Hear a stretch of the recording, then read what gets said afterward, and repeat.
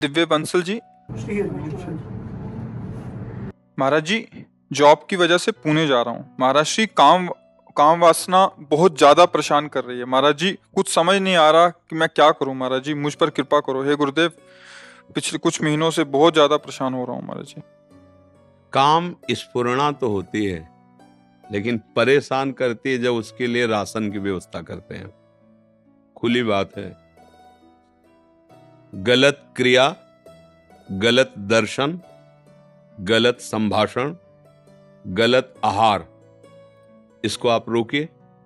काम स्फुरणा होना अलग बात है, लेकिन परेशान करना, उसके लिए राशन की व्यवस्था है आपके पास, इसीलिए आप परेशान हो रहे हैं। नहीं, स्फुरणा हो सकती, पूर्व संस्कार हो, स्फुरणा आती है, तरंग आ जाती है। कभी काम की तरंग है, कभी मोह की, क्योंकि अभी कोई भगवत प्राप्त थोड़ी है। लेकिन परेशान करना, बस आप देख लीजिए। मोबाइल रूपी दुश्मन से बचिए। कुसंग से, जो गर्लफ्रेंड बॉयफ्रेंड वाला जहर है, इससे बचिए।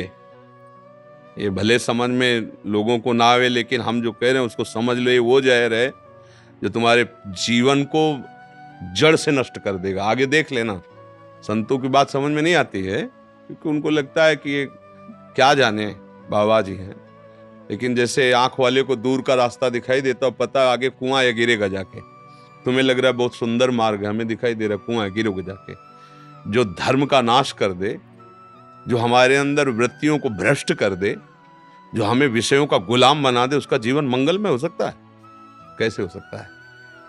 मोबाइल में गंदे चित्र देखना, गंदे बच्चों का संग करना, गंदे व्यसन, आहार, गंदी बातें करना, अगर ये बंद कर दो तो हम ये जरूर मानते हैं कि काम की स्फुरणा होती है।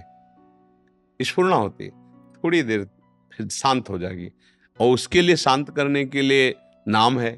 देखो, चतुरासी जी की फलस्तुति पढ़ा है, उसमें लिखा है, भव जल निधि को नाव, काम पावक को पानी। जैसे आग जल रहे हो, पानी मारो तो शांत हो जाता है ना, ऐसे चतुरासी जी के पद गाने लगो, काम वेदना शांत होने लगी। लिखा है, फलस्तुति लिखी।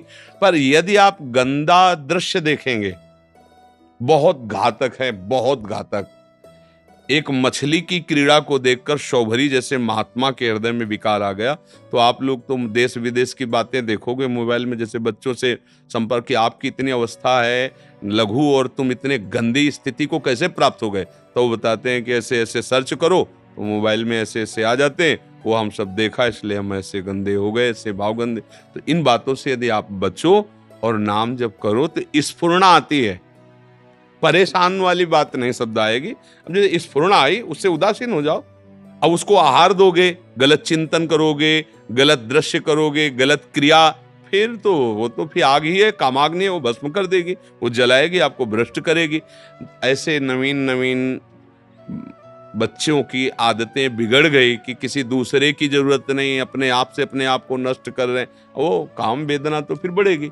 अगर आप ऐसे दोषों का कहीं भी किसी भी तरह संग करते तो छोड़ दीजिए, तो ये प्रश्न खत्म हो जाएगा। परेशान करना, स्फुरना होना होता है। जब तक भगवत प्राप्ति नहीं होती, तब तक ये वासनाएं स्फुरित होती रहती हैं। और जहां भगवान में मन लगा, भजन हुआ और उनकी कृपा हुई, तो सब शांत, हृदय निर्वासनिक हो जाता है। कोई भी किसी तरह की वासना ना उसे प्रभावित कर सकती है, ना स्फुरित हो सकती है। समझ रहे हैं आप?